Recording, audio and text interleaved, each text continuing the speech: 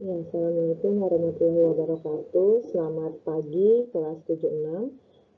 Mohon maaf untuk pembelajaran dari hari ini, Ibu menggunakan video pembelajaran. Hari ini kita akan mempelajari mengenai kehidupan manusia pada masa praaksara. Ya, bisa dibuka LKS-nya halaman 45. Jadi di sini apa yang dimaksud dengan masa praaksara? Praaksara itu terdiri dari dua suku kata, yaitu pra dengan aksara. Di mana pra sendiri itu artinya adalah sebelum dan aksara artinya tulisan. Jadi secara tidak langsung yang namanya praaksara adalah di mana masa tersebut adalah masa di mana manusia belum mengenal yang namanya tulisan, ya. Jadi ini adalah masa-masa manusia purba di zaman dulu, dan nama lain dari praaksara adalah nirleka, ya. Sama artinya di mana nirleka itu nir artinya tidak ada, leka itu tulisan. Jadi belum ada yang namanya tulisan di zaman dulu. Kemudian di sini selain kita memahami definisi praaksara, kita juga akan mempelajari mengenai sumber. Ini adalah sumber-sumber sumber-sumber yang bisa kita gunakan untuk mengetahui bagaimana sih kehidupan di masa praaksara tersebut. Di sini ada beberapa sumber yang bisa kita gunakan untuk mengetahui kehidupan masa praaksara. Yang pertama ini adalah fosil, terus yang kedua ini adalah artefak. Apa itu fosil? Fosil ini adalah sebuah sisa-sisa kerangka baik manusia, hewan, ataupun tumbuhan yang telah membatu. Dimana di sini kalau kalian perhatikan ini ada gambar ikan, ya. Tapi ikan ini adalah hanya sebuah kerangka saja, ya. Jadi di sini adalah salah satu fosil ikan besar, ikan yang cukup besar, yang misalnya dari fosil ini kita bisa mempelajari kira-kira ikan ini hidup di masa apa dan hidupnya di tahun berapa, itu bisa dipelajari. Kemudian dalam fosil itu ada yang disebut sebagai fosil pandu. Fosil pandu sendiri ini adalah fosil yang bisa digunakan oleh para ilmuwan untuk dijadikan sebagai petunjuk tentang kehidupan manusia purba, ya, seperti yang tadi dijelaskan. Misalnya dari fosil itu bisa dipelajari kapan tahunnya, tahun mereka hidup, dan ada di masa kapan. Oke. Selanjutnya kita mempelajari tentang artefak. Artefak ini adalah sebuah alat perkakas yang dipakai oleh manusia purba untuk menunjang kehidupannya.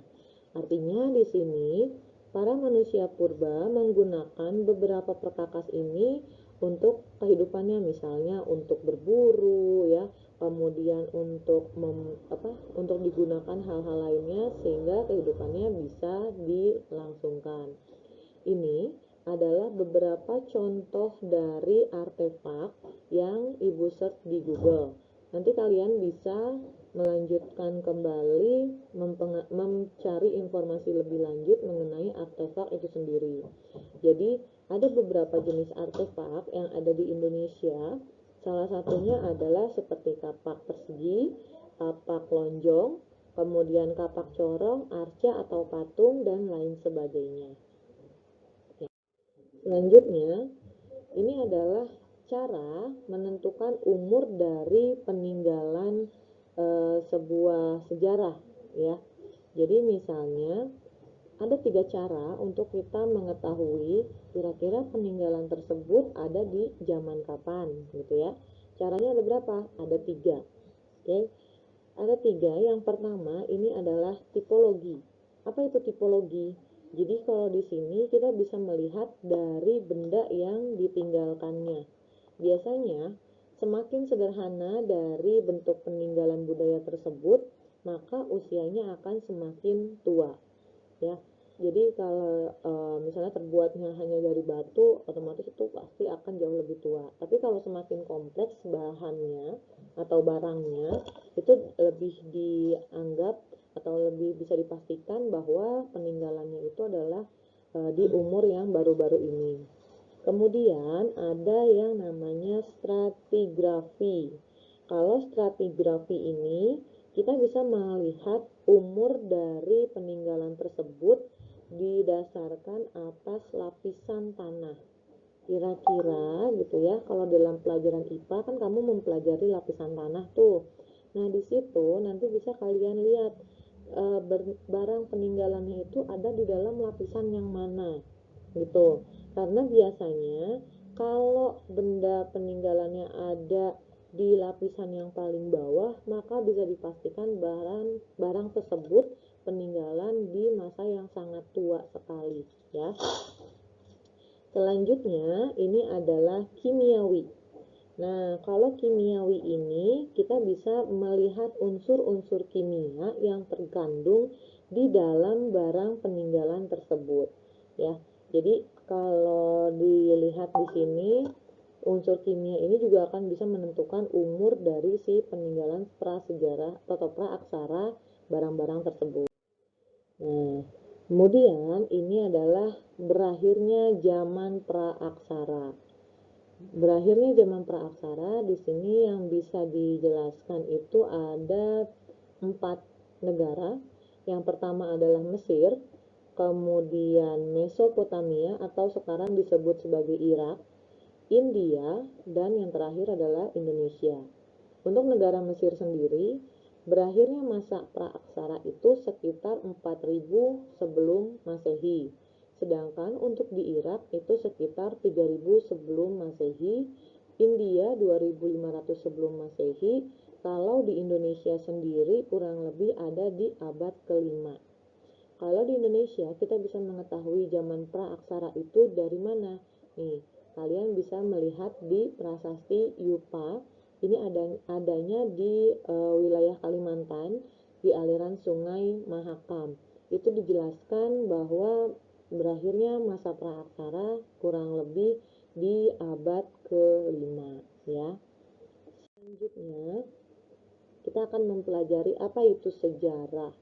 Jadi dalam pertemuan IPS di semester genap ini adalah materi pembelajaran terakhir kita, materinya mengenai sejarah gitu ya. Kalau kemarin kita sudah belajar ekonomi tentang hukum permintaan dan penawaran, kalau sekarang kita akan mempelajari sejarah.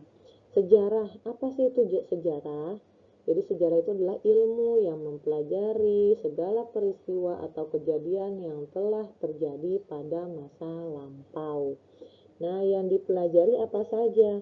Ada kehidupannya, ya, kemudian bagaimana manusia purba itu cara makan mereka, cara bertingkah laku, berpakaian, dan lain sebagainya. Itu semua akan dibahas dalam ilmu sejarah. Oke. Selanjutnya, sumber-sumber sejarah. Ada 3 sumber sejarah yang bisa kita lihat. Pertama, sumber sejarah yang akan kita temui adalah lisan, kemudian dari benda, yang ketiga dari tulisan. Untuk lisan sendiri, ini adalah sumber sejarah yang bisa kita peroleh ketika kita melakukan wawancara. Artinya kita langsung bertanya kepada siapa? Kepada orang yang menguasai mengenai peristiwa sejarah tersebut. Misalnya kepada para sastrawan, kepada para sejarawan gitu ya, atau juga misalnya orang yang pernah terlibat langsung dalam kejadian tersebut ya. Misalnya kamu pengen mengetahui nih bagaimana sih sejarah terbentuknya SMPN 1 Mauk. Nah, kamu cari siapa orang pertama, guru pertama atau kepala sekolah pertama dari SMP 1 Mauk. Berarti kamu mencari sumber sejarah itu berdasarkan lisan ya. Kemudian yang kedua adalah benda. Benda di sini juga bisa digunakan sebagai sumber sejarah. Ini ada sebuah candi ya.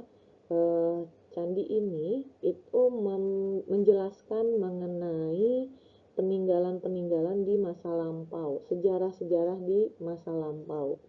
Benda ada kaitannya dengan tulisan, karena dalam benda tersebut pastinya ada tulisan yang mengisahkan tentang sejarah di masa tersebut. Sama halnya dengan tulisan ini. Di sebuah prasasti biasanya ada tulisan-tulisan zaman praaksara. Namun, hanya orang tertentu yang dapat membacanya. Kalau kalian mau membaca, berarti kalian harus mempelajari dulu mengenai tata tulisnya ya. Oke, pertemuan kita kali ini Ibu cukupkan. Kurang lebihnya mohon maaf. Jangan lupa dipelajari halaman 47 sampai 51. Terima kasih. Assalamualaikum warahmatullahi wabarakatuh.